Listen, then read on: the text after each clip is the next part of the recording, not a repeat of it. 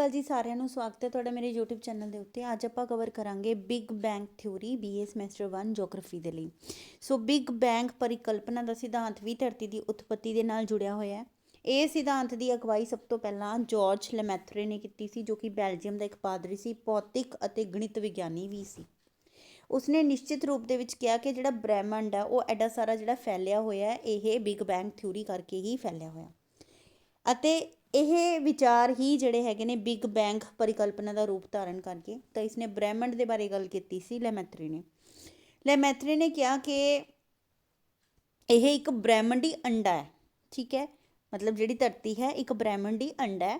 ਤੇ ਪ੍ਰੋਫੈਸਰ ਐਡਵਿਨ ਹੋਇਲ ਜਿਹੜੇ ਨੇ 1929 ਦੇ ਵਿੱਚ ਲੈਮੈਤਰੇ ਦੇ ਇਹਨਾਂ ਵਿਚਾਰਾਂ ਨੂੰ ਉਸਨੇ ਅੱਗੇ ਵਧਾਇਆ ਅਤੇ ਇਸ ਵਿਸ਼ੇ ਤੇ ਡੂੰਘਾ ਵਿਚਾਰ ਅਧਿਐਨ ਕਰਕੇ ਕਿਹਾ ਕਿ ਜਿੰਨੀਆਂ ਵੀ ਆਕਾਸ਼ ਗੰਗਾਵਾਂ ਨੇ ਤੇਜ਼ ਗਤੀ ਨਾਲ ਸਮੂਹ ਦਿਸ਼ਾਵਾਂ, ਮਤਲਬ ਸਾਰੀਆਂ ਦਿਸ਼ਾਵਾਂ ਦੇ ਵੱਲ ਸਾਡੇ ਕੋਲੋਂ ਦੂਰ ਜਾ ਰਹੀਆਂ ਨੇ। ਜਿੰਨੀਆਂ ਵੀ ਆਕਾਸ਼ ਗੰਗਾਵਾਂ ਨੇ ਬਹੁਤ ਤੇਜ਼ੀ ਨਾਲ ਗਤੀ ਕਰ ਰਹੀਆਂ ਨੇ ਦਿਸ਼ਾਵਾਂ 'ਚ, ਤੇ ਸਾਡੇ ਤੋਂ ਦੂਰ ਜਾ ਰਹੀਆਂ ਨੇ। ਅਰਨੋ ਪੈਨਜ਼ੀਅਸ ਹੋ ਗਏ, ਰੋਬਰਟ ਵਿਲਸਨ ਹੋ ਗਏ, ਇਹਨਾਂ ਨੇ ਵੀ ਕਿਹਾ ਕਿ ਬ੍ਰਹਿਮੰਡੀ ਮਾਈਕ੍ਰੋਵੇਵ ਰੇਡੀਏਸ਼ਨ ਦੀ ਖੋਜ ਇਹਨਾਂ ਨੇ ਕੀਤੀ, ਜਿਸ ਨੇ ਬਿਗ ਬੈਂਗ ਪਰਿਕਲਪਨਾ, ਬਿਗ ਬੈਂਗ ਥਿਊਰੀ ਨੂੰ ਹੋਰ ਹੁੰਗਾਰਾ ਦਿੱਤਾ। ਤਾਂ ਇਹਨਾਂ ਨੇ ਸਭ ਨੇ ਕੰਟਰੀਬਿਊਸ਼ਨ ਪਾਇਆ ਬਿਗ ਬੈਂਗ ਥਿਊਰੀ ਦੇ ਵਿੱਚ। 1931 ਦੇ ਵਿੱਚ ਆਰਥਰ ਐਡ ਨਿਗਟਨ ਨੇ ਜਿਹੜਾ ਹੈ ਪਰਿਕਲਪਨਾ ਕੀਤੀ, ਅੰਗਰੇਜ਼ੀ ਅਨੁਵਾਦ monthly notices of the royal astronomical society.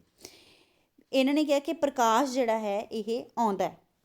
Einstein ਨੇ ਵੀ ਕਿਹਾ ਕਿ ਲੈਮੈਤਰੇ ਦੁਆਰਾ ਧਰਤੀ ਦੀ ਉਪਜ ਦੇ ਨਾਲ ਸੰਬੰਧਿਤ ਪ੍ਰਗਟ ਕੀਤੇ ਗਏ ਵਿਚਾਰ ਅਤੇ ਸਿਧਾਂਤ ਜਿਹੜੇ ਨੇ ਉਸ ਸਮੇਂ ਦੇ ਸਭ ਤੋਂ ਵਧੀਆ ਪ੍ਰਸਿੱਧ ਵਿਚਾਰ ਨੇ। ਹੁਣ ਇਹ ਜਿਹੜੀ ਹੈਗੀ ਬਿਗ ਬੈਂਗ ਥਿਊਰੀ ਹੈ ਕੀ ਹੈ? ਫਾਈਨ। ਤਾਂ ਇੱਥੋਂ ਜਿਹੜਾ ਹੈ ਇਹਨਾਂ ਨੇ ਲੌਂਗ ਐਗੋ ਕਿਹਾ ਕਿ ਪਹਿਲਾਂ ਇਹ ਇੱਕ ਛੋਟਾ ਅੰਡਾ ਸੀ, ਫਿਰ ਉਸ ਤੋਂ ਬਾਅਦ ਫੈਲਦਾ ਗਿਆ ਤੇ ਹੁਣ ਜਿਹੜਾ ਹੈ ਇਹ ਐਡਾ ਵੱਡਾ ਜਿਹੜਾ ਹੈ ਰੂਪ ਧਾਰਨ ਕਰ ਗਿਆ। ਤਾਂ ਇਹ ਤੁਸੀਂ ਜਿਹੜਾ ਹੈਗਾ ਡਾਇਗਰਾਮ ਬਣਾ ਕੇ ਆ ਸਕਦੇ ਹੋ। ਇਸ ਦੇ ਨਾਲ ਤੁਹਾਨੂੰ ਅੱਛੇ ਮਾਰਕਸ ਜਿਹੜੇ ਨੇ ਗੇਨ ਹੋ ਜਾਣਗੇ। ਠੀਕ ਹੈ, ਸੋ ਬਿਲਕੁਲ ਪਰਫੈਕਟ ਜਿਹੜੀਆਂ ਹੈ ਇੱਦਾਂ ਬਣਾਉਣੀਆਂ ਨੇ, ਉਸ ਤੋਂ ਛੋਟਾ ਫਿਰ ਉਸ ਤੋਂ ਵੱਡੀ ਫਿਰ ਉਸ ਤੋਂ ਵੱਡੀ ਜਿਹੜੀ ਹੈ ਬਣਾ ਕੇ ਆਉਣੀ ਆ। ਬਿਗ ਬੈਂਗ ਥਿਊਰੀ ਹੈ ਕੀ ਹੈ? ਬਿਗ ਬੈਂਗ ਥਿਊਰੀ ਸਮਝਣ ਲਈ ਸਾਨੂੰ ਕੁਝ ਡੂੰਘਾਈ 'ਚ ਜਾਣਾ ਪਵੇਗਾ। ਇਸ ਥਿਊਰੀ ਦੇ ਵਿੱਚ ਕਿਹਾ ਜਾਂਦਾ ਕਿ ਪ੍ਰਕਾਸ਼ ਵਿੱਚ ਆਉਣ ਤੋਂ ਪਹਿਲਾਂ ਸਮੂਹ ਵਿਗਿਆਨੀ ਮੰਨਦੇ ਨੇ ਕਿ ਜਿਹੜਾ ਪ੍ਰਤੱਖ ਬ੍ਰਹਿਮੰਡ ਹੈ ਇਸ ਵਿੱਚ ਸਾਰੇ ਪਦਾਰਥ ਰੇਡੀਏਸ਼ਨ ਸਮੇਤ ਸੁੰਗੜ ਕੇ ਗਰਮ ਅਤੇ ਕੁਝ ਮਿਲੀਮੀਟਰ ਤੱਕ ਸਾਰੇ ਹੀ ਸਥਾਨਾਂ 'ਤੇ ਸੰਘਣੇ ਹੋ ਗਏ। ਵੀ ਜਿਹੜਾ ਹੈ ਜਦੋਂ ਲਾਈਟ ਆਈ ਹੈ, ਪ੍ਰਕਾਸ਼ ਹੋਇਆ, ਤਾਂ ਉਸ ਤੋਂ ਪਹਿਲਾਂ ਕੀ ਸੀਗਾ ਕਿ ਬ੍ਰਹਿਮੰਡ ਦੇ ਵਿੱਚ ਜਿੰਨੇ ਵੀ ਪਦਾਰਥ ਸੀ, ਜਿੰਨੀਆਂ ਵੀ ਰੇਡੀਏਸ਼ਨ ਸੀ ਸਾਰੀਆਂ ਸੁੰਗੜ ਕੇ ਗਰਮ ਹੋ ਗਈਆਂ, ਫਿਰ ਜਿਹੜੀਆਂ ਹੈ ਥੋੜ੍ਹੀ ਦੂਰ 'ਤੇ ਫੈਲ ਗਈਆਂ ਅਤੇ ਉਸ ਤੋਂ ਬਾਅਦ 'ਚ ਸੰਘਣੀਆਂ ਹੋ ਗਈਆਂ। ਅਤੇ ਧਰਤੀ ਦੀ ਜਿਹੜੀ ਉਪਜ ਹੈਗੀ ਹੈ 13.8 ਬਿਲੀਅਨ ਸਾਲ ਪਹਿਲਾਂ ਹੀ ਹੋ ਗਈ ਸੀ, ਅਤੇ ਇਹ ਇੱਕ ਛੋਟੀ ਜਿਹੀ ਗੇਂਦ ਦੇ ਰੂਪ 'ਚ ਸੀਗਾ। ਸਾਰੇ ਸਮੂਹ ਪਦਾਰਥ ਜਿੰਨੇ ਵੀ ਟੁੱਟੇ ਹੋਏ ਸੀਗੇ, ਠੀਕ ਹੈ, ਫੈਲੇ ਹੋਏ ਸੀ ਬ੍ਰਹਿਮੰਡ ਦੇ ਵਿੱਚ, ਤਾਂ ਇੱਕ ਛੋਟੀ ਜਿਹੀ ਗੇਂਦਾਂ ਦੇ ਰੂਪ ਦੇ ਵਿੱਚ ਸੀ। ਇਹ ਗੇਂਦ ਜਿਹੜੀ ਸੀ ਬਹੁਤ ਹੀ ਜ਼ਿਆਦਾ ਗਰਮ ਸੀ ਅਤੇ ਅਨੰਤ ਘਣਤਾ ਦੀ ਸੀ। ਫਿਰ ਜਿਹੜੀ ਹੈ ਸਥਿਤੀ ਨੂੰ ਨਿਰਾਲਾ ਹੋਣ ਦਾ ਟਾਈਮ ਦਿੱਤਾ ਗਿਆ, ਮਤਲਬ ਹੌਲੀ ਹੌਲੀ ਜਿਹੜੀ ਸੀਗੀ ਇਹ ਨਿਰਾਲੇ ਰੂਪ 'ਚ ਫੈਲਣ ਲੱਗੀ। ਪਹਿਲਾਂ ਛੋਟੀ ਸੀ, ਫਿਰ ਹੌਲੀ ਹੌਲੀ ਫੈਲਦੀ ਗਈ, ਅਤੇ ਇਸ ਕਿਰਿਆ ਦੇ ਕਰਕੇ ਜਿਹੜੀ ਹੈ ਬ੍ਰਹਿਮੰਡ ਨੂੰ ਅਸੀਂ ਜਾਣਦੇ ਹਾਂ ਤੇ ਹੋਂਦ 'ਚ ਆ ਗਿਆ। ਮਤਲਬ ਕੀ ਕਿਹਾ ਇਹਨਾਂ ਨੇ ਕਿ ਪਹਿਲਾਂ ਕੀ ਸੀਗਾ, ਜਿਹੜਾ ਵੀ ਹੁਣ ਦਾ ਬ੍ਰਹਿਮੰਡ ਹੈ, ਜਿੰਨਾ ਵੀ ਦਿਖਦਾ ਹੈ ਸਾਨੂੰ ਬ੍ਰਹਿਮੰਡ, ਉਹਦੇ 'ਚ ਕੀ ਸੀਗੇ, ਕਾਫੀ ਸਾਰੇ ਪਦਾਰਥ ਸੀ। ਠੀਕ ਹੈ, ਸੋ ਇਹ ਜਿਹੜੇ ਸੀ ਸੁੰਗੜ ਕੇ ਜਿਹੜੇ ਨੇ ਇਹ ਅਲੱਗ ਹੋ ਗਏ ਅਤੇ ਨਾਲ ਹੀ ਜਿਹੜੇ ਹੈਗੇ ਨੇ ਸੰਘਣੇ ਹੋਣੇ ਸਟਾਰਟ ਹੋ ਗਏ। ਤੇ ਜਿਵੇਂ ਧਰਤੀ ਵੀ ਸੀ ਇੱਕ ਛੋਟੀ ਗੇਂਦ ਸੀਗੀ, ਠੀਕ, ਉਸ ਤੋਂ ਬਾਅਦ ਦੇ ਵਿੱਚ ਜਿਹੜਾ ਹੈਗਾ ਕਿਉਂਕਿ ਇਹ ਬਹੁਤ ਗਰਮ ਸੀ, ਹੌਲੀ ਹੌਲੀ ਜਿਹੜੀ ਹੈਗੀ ਹੈ ਫੈਲਦੀ ਗਈ ਅਤੇ ਫਿਰ ਜਿਹੜੀ ਹੈ ਧਰਤੀ ਬਣ ਗਈ। ਓਰੀਜਨ ਆਫ ਦਾ ਲਾਈਟ, ਹੁਣ ਕਹਿੰਦੇ ਰੋਸ਼ਨੀ ਦੀ ਉਤਪਤੀ। ਅਮਰੀਕਾ ਦੇ ਵਿਸ਼ਵਾਸਯੋਗ ਵਿਭਾਗ ਨਾਸਾ ਅਨੁਸਾਰ ਜਿਸ ਵੇਲੇ ਬ੍ਰਹਿਮੰਡ ਦੀ ਉਪਜ ਹੋਈ ਹੈ ਤਾਂ ਤਾਪਮਾਨ ਜਿਹੜਾ ਸੀਗਾ 5.5 ਬਿਲੀਅਨ ਦਰਜੇ ਸੈਂਟੀਗ੍ਰੇਡ 10 ਬਿਲੀਅਨ ਦਰਜੇ ਫਾਰਨਹੀਟ 'ਤੇ ਸੀ। ਮਤਲਬ ਇੰਨੀ ਜ਼ਿਆਦਾ ਗਰਮੀ ਸੀ ਜਦੋਂ ਜਿਹੜਾ ਹੈ ਬ੍ਰਹਿਮੰਡ ਹੋਂਦ 'ਚ ਆਇਆ।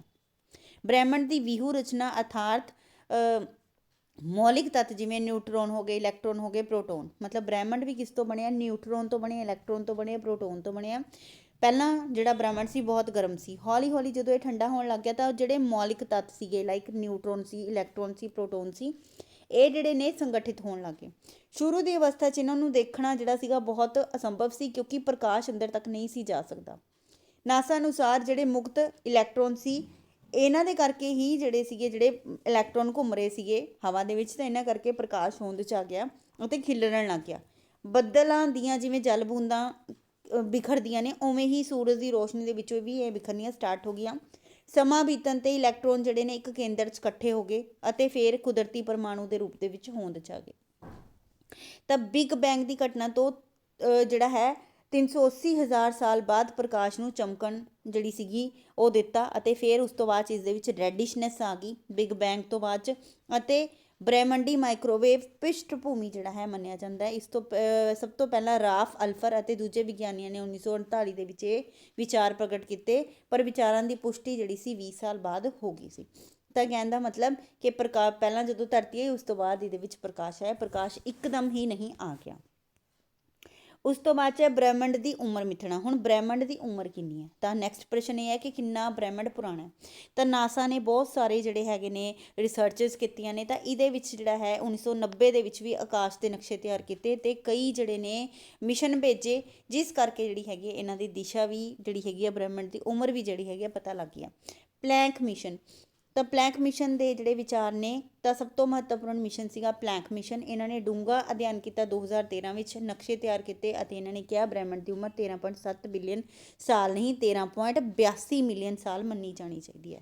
ਠੀਕ ਹੈ, 13.7 ਪਹਿਲਾਂ ਮੰਨ ਰਹੇ ਸੀਗੇ ਨਾਸਾ ਵਾਲੇ, ਲੇਕਿਨ ਹੁਣ ਇਹ ਕਹਿ ਰਹੇ ਨੇ, ਕਹਿੰਦੇ ਪਲੈਂਕ ਮਿਸ਼ਨ ਕਹਿ ਰਿਹਾ 13.82 ਮਿਲੀਅਨ ਹੈ ਬਿਲੀਅਨ। ਗੁਰੂਤਾ ਖਿੱਚ ਸ਼ਕਤੀ ਤਰੰਗਾਂ। ਹੁਣ ਬਿਗ ਬੈਂਗ ਸਿਧਾਂਤ ਅਨੁਸਾਰ ਬ੍ਰਹਿਮੰਡ ਦੀ ਉਪਜ ਮਤਲਬ ਬ੍ਰਹਿਮੰਡ ਪੈਦਾ ਹੋਣ ਤੋਂ ਬਾਅਦ 'ਚ ਪਹਿਲੇ ਸੈਕਿੰਡ ਦੇ ਵਿੱਚ ਹੀ ਬ੍ਰਹਿਮੰਡ ਗੁਬਾਰਾ ਪ੍ਰਕਾਸ਼ ਦੀ ਸ਼ਕਤੀ ਤੋਂ ਵੀ ਜਿਹੜਾ ਸੀ ਤੇਜ਼ੀ ਨਾਲ ਫੈਲਿਆ ਸੀ। ਜਿਵੇਂ ਗੁਬਾਰਾ ਫੈਲਦਾ ਨਾ, ਤਾਂ ਬ੍ਰਹਿਮੰਡ ਜਿਹੜਾ ਸੀ ਬਹੁਤ ਹੀ ਜ਼ਿਆਦਾ ਤੇਜ਼ ਜਿਹੜਾ ਸੀਗਾ ਫੈਲਿਆ। ਅਤੇ ਵਾਸਤਵ ਵਿੱਚ ਇਹ ਵਿਚਾਰ ਆਇਨਸਟਾਈਨ ਦੇ ਪ੍ਰਕਾਸ਼ ਦੀ ਗਤੀ ਦੇ ਨਿਯਮ ਤੋਂ ਬਿਲਕੁਲ ਉਲਟ ਨਹੀਂ ਸੀ। ਇਹ ਜਿਹੜਾ ਸੀਗਾ ਬ੍ਰਹਿਮੰਡ ਦੇ ਵਿਸਥਾਰ 'ਤੇ ਲਾਗੂ ਨਹੀਂ ਹੁੰਦਾ। 2014 ਦੇ ਵਿੱਚ ਖਗੋਲ ਵਿਗਿਆਨੀਆਂ ਨੇ ਕਿਹਾ ਕਿ ਉਹਨਾਂ ਨੇ CNB ਦੇ ਬੀ ਮੋਡਸ ਦੇ ਵੀ ਜਿਹੜੇ ਹੈਗੇ ਸਿਧਾਂਤ ਲੱਭੇ ਨੇ, ਸਬੂਤ ਲੱਭੇ ਨੇ। ਅਤੇ ਖਗੋਲ ਵਿਗਿਆਨੀਆਂ ਅਨੁਸਾਰ ਧਰੂਵੀਕਰਨ ਦੇ ਉੱਤੇ ਜਿਹੜੇ ਧਰੁਵ ਏਰੀਆਜ਼ ਨੇ ਉੱਥੇ ਬ੍ਰਹਿਮੰਡ ਜਿਹੜਾ ਹੈ ਜ਼ਿਆਦਾ ਵੱਧਦਾ ਹੈ ਅਤੇ ਗੁਰੂਤਾ ਆਕਰਸ਼ਣ ਜਿਹੜੀ ਸ਼ਕਤੀ ਹੈਗੀ ਹੈ ਉਹ ਤਰੰਗਾਂ ਦੀ ਉਤਪੱਤੀ ਹੁੰਦੀ ਹੈ। ਤਾਂ ਅੰਟਾਰਕਟਿਕਾ ਦੇ ਵਿੱਚ ਜਿਹੜੇ ਹੈ ਦੂਰਬੀਨ ਦੀ ਸਹਾਇਤਾ ਨਾਲ ਇਹਨਾਂ ਨੇ ਜਿਹੜੇ ਹੈਗੇ ਨੇ ਸਬੂਤ ਲੱਭੇ ਨੇ ਇਸ ਚੀਜ਼ ਦੇ, ਗ੍ਰੈਵੀਟੇਸ਼ਨਲ ਵੇਵਸ ਦੇ।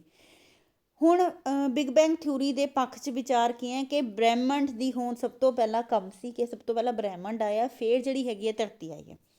ਇਸ ਥਿਊਰੀ ਨੇ ਨਾ ਕੇਵਲ ਸਮੂਹ ਪਦਾਰਥਾਂ ਦੀ ਉਪਜ ਬਾਰੇ, ਭੌਤਿਕ ਵਿਗਿਆਨੀ ਦੇ ਨਿਯਮਾਂ ਬਾਰੇ, ਬ੍ਰਹਿਮੰਡ ਦੇ ਵੱਡੇ ਪੱਧਰਾਂ ਦੀ ਬਣਤਰ ਦਾ ਵਰਣਨ ਕਰਤਾ, ਸਗੋਂ ਬਹੁਤ ਸਾਰੇ ਦ੍ਰਿਸ਼ਟੀਕੋਣਾਂ ਨੂੰ ਵੀ ਜਿਹੜਾ ਸੀ ਸਾਡੇ ਸਾਹਮਣੇ ਪੇਸ਼ ਕੀਤਾ। ਅੱਜ ਦੇ ਜਿਹੜੇ ਨੌਜਵਾਨ ਯੁਵਾ ਖਗੋਲ ਵਿਗਿਆਨੀ ਨੇ ਉਹ ਕਿਸੇ ਵੀ ਯੰਤਰ ਨਾਲ ਬ੍ਰਹਿਮੰਡ ਦੇ ਜਨਮ ਦੀ ਜਾਣਕਾਰੀ ਅਸਲੀ ਦੇ ਰੂਪ ਵਿੱਚ ਪ੍ਰਾਪਤ ਕਰ ਸਕਦੇ ਆ। ਤਾਂ ਇਸ ਥਿਊਰੀ ਦੇ ਨਾਲ ਜਿਹੜੀ ਹੈਗੀ ਹੈ ਬਹੁਤ ਹੀ ਜ਼ਿਆਦਾ ਜਿਹੜਾ ਹੈਗਾ ਨੌਲੇਜ ਪ੍ਰਾਪਤ ਕੀਤੀ ਜਾ ਸਕਦੀ ਹੈ। ਇਹ ਇੱਕ ਅਜਿਹਾ ਸਿਧਾਂਤ ਹੈ ਜਿਸ ਦੇ ਦੁਆਰਾ ਬ੍ਰਹਿਮੰਡ ਦੀ ਉਪਜ ਦਾ ਸ਼ੁਰੂਆਤ ਤੋਂ ਵਿਵੇਚਨ ਕੀਤਾ ਗਿਆ, ਅਤੇ ਇਸ ਸਿਧਾਂਤ ਦੇ ਅਨੁਸਾਰ ਬ੍ਰਹਿਮੰਡ ਜਿਹੜਾ ਹੈ ਇੱਕ ਛੋਟੀ ਜਿਹੀ ਬੋਲ ਰੂਪੀ ਜਿਹੜੀ ਹੈਗੀ ਹੈ ਬੋਲ ਦੇ ਉਤਪੰਨ ਹੋਇਆ। ਬੋਲ ਜਿਹੜੀ ਹੈਗੀ ਜਦੋਂ ਵੱਡੀ ਹੋਈ ਉਸ ਤੋਂ ਬਾਅਦ 'ਚ ਜਿਹੜਾ ਹੈਗਾ ਇਹ ਵੱਡੀ ਹੁੰਦੀ ਗਈ। ਠੀਕ ਹੈ, ਪਹਿਲਾਂ ਬੋਲ ਛੋਟੀ ਸੀ, ਉਸ ਤੋਂ ਬਾਅਦ ਵੱਡੀ ਹੁੰਦੀ ਗਈ ਅਤੇ ਇਸ ਦੇ ਵਿੱਚੋਂ ਹੀ ਕਹਿੰਦੇ ਧਰਤੀ ਨਿਕਲੀ ਹੈ 13.82 ਬਿਲੀਅਨ ਸਾਲ ਪਹਿਲਾਂ। ਅਸਲ ਵਿੱਚ ਬ੍ਰਹਿਮੰਡ ਹੁਣ ਫੈਲ ਨਹੀਂ ਰਿਹਾ, ਸਗੋਂ ਫੁੱਲ ਵੀ ਰਿਹਾ, ਫਲ ਫੁੱਲ ਹਲੇ ਵੀ ਬ੍ਰਹਿਮੰਡ ਰਿਹਾ, ਕਿਉਂਕਿ ਇਸ ਦੇ ਵਿੱਚ ਕੋਈ ਵੀ ਇਸ ਦਾ ਮਤਲਬ ਇਹ ਹੈ ਕਿ ਇਹ ਕੋਈ ਵੀ ਆਕਾਸ਼ ਗੰਗਾਵਾਂ ਨਹੀਂ ਦੇਖ ਪਾਏਗਾ, ਕਿਉਂਕਿ ਹਾਰਵਰਡ ਵਿਸ਼ਵ ਵਿਦਿਆਲੇ ਯੂਨੀਵਰਸਿਟੀ ਜਿਹੜੀ ਹੈਗੀ ਹੈ ਖਗੋਲ ਵਿਗਿਆਨੀ ਅਵੀ ਲਿਓਬ ਨੇ 2014 ਦੇ ਵਿੱਚ ਇਹ ਵਿਚਾਰ ਪੇਸ਼ ਕੀਤਾ ਕਿ ਅਸੀਂ ਜਿਹੜਾ ਹੈ, ਕਿਉਂਕਿ ਆਕਾਸ਼ ਗੰਗਾਵਾਂ ਜਿਹੜੀਆਂ ਪਹਿਲਾਂ ਤਾਂ ਬਹੁਤ ਜ਼ਿਆਦਾ ਦਿਖਦੀਆਂ ਸੀ, ਹੁਣ ਜਿਹੜੀਆਂ ਨੇ ਸਾਡੇ ਤੋਂ ਦੂਰ ਹੁੰਦੀਆਂ ਜਾ ਰਹੀਆਂ ਨੇ ਅਤੇ ਅੱਗੇ ਅੱਗੇ ਫੈਲਦੀਆਂ ਜਾ ਰਹੀਆਂ ਨੇ, ਅਤੇ ਇਹਨਾਂ ਦਾ ਵਿਕਾਸ ਜਿਹੜਾ ਹੈ ਤੇਜ਼ੀ ਨਾਲ ਹੁੰਦਾ ਜਾ ਰਿਹਾ, ਗਤੀ ਇਹਨਾਂ ਦੀ ਵੱਧਦੀ ਜਾ ਰਹੀ ਹੈ। ਜੇਕਰ ਸ਼ੁਰੂ ਦੇ ਵਿੱਚ ਬ੍ਰਹਿਮੰਡ ਗਰਮ ਸੀ ਤਾਂ ਇਸਦੇ ਸਬੂਤ ਵੀ ਮਿਲਣੇ ਚਾਹੀਦੇ ਨੇ।